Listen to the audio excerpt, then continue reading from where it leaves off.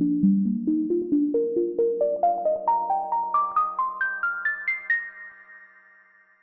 this video, we're going to take a look at 7 preps that I think you should take a look at that often get ignored by other people. We're going to try a new format for this video. I'm not going to talk from a prepared script. It's going to be more stream of conscious. So if you like this format a little bit better, leave me a comment below in the comments section. These 7 preps aren't the sexy ones that people like to talk about on other videos and in blogs. These are the ones that often get ignored, but you're actually going to really need them if you get into a grid down scenario. The first prep that I want to talk about is a dedicated container for purified water. If you get into a grid down scenario for multiple days and the water isn't safe to drink, you're going to have to boil that water and purify it before you drink it.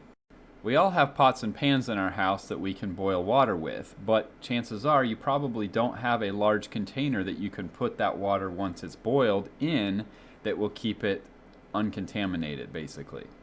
I recommend an igloo cooler like you see here in this picture, something that has a lid on it to keep it clean and uncontaminated. And it needs to be large enough to hold a meaningful amount of water, because you're going to need multiple gallons of water per day per adult to drink and to wash your hands and so forth.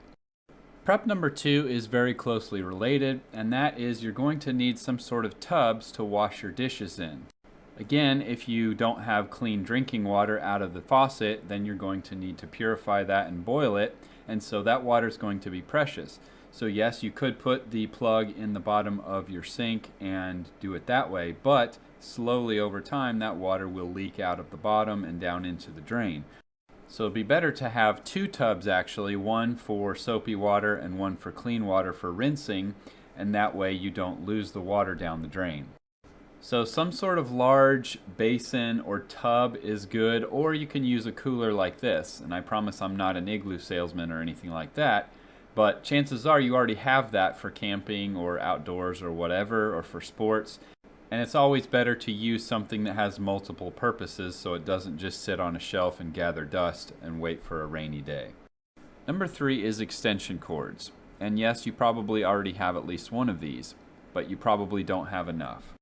Most preppers have a generator, whether that's a gas generator or a portable power bank or something like that. But what you may not have thought of is that you need to have enough extension cords to get the power from those devices to where you need to use the power.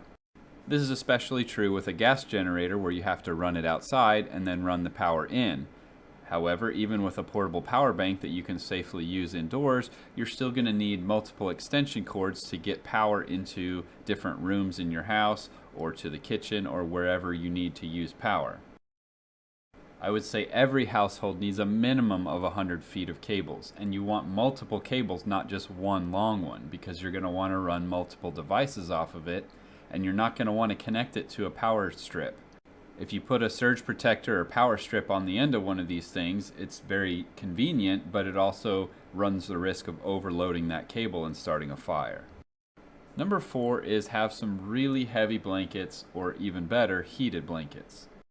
Obviously, we all have blankets in our house, but some people don't like to sleep with really heavy blankets.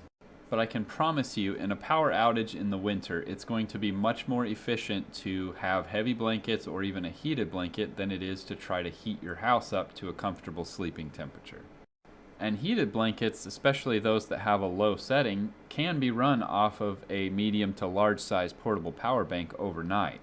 So believe me, I know this one from personal experience. When you're struggling to keep your house above 50-55 degrees in a winter power outage, you're definitely going to want some really heavy blankets.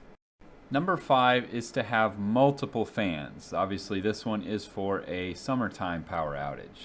Most of us have at least one of these cheap box fans or something like that, but the point that I'm trying to make here is that you want multiple fans.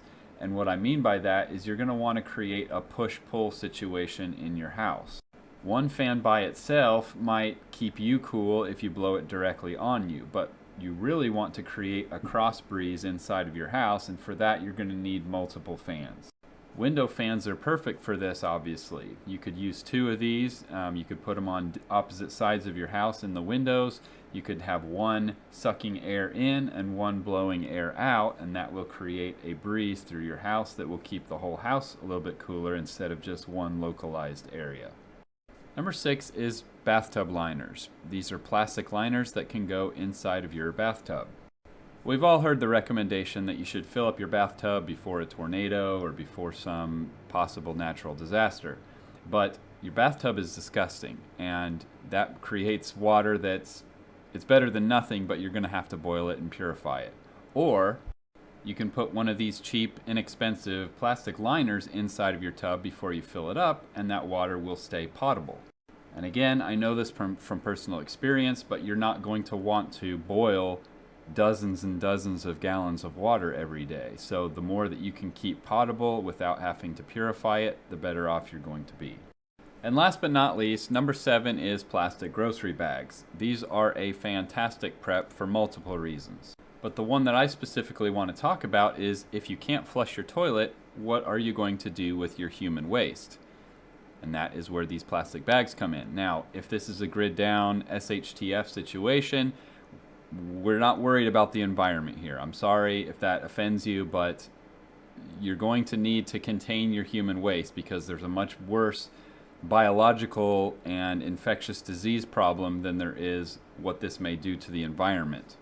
So you're going to want to be able to do your business in a plastic bag and then be able to tie it off to contain the stink. And then you can either put it somewhere away from the house or bury it, and that will prevent any sanitation issues. And when the power comes back on, you can find a better way to dispose of it if you don't want to bury it. But either way, you're going to need some plastic bags to contain the problem. That's going to do it for this video. Thanks for watching. If you enjoyed the content, please leave a comment and a like below.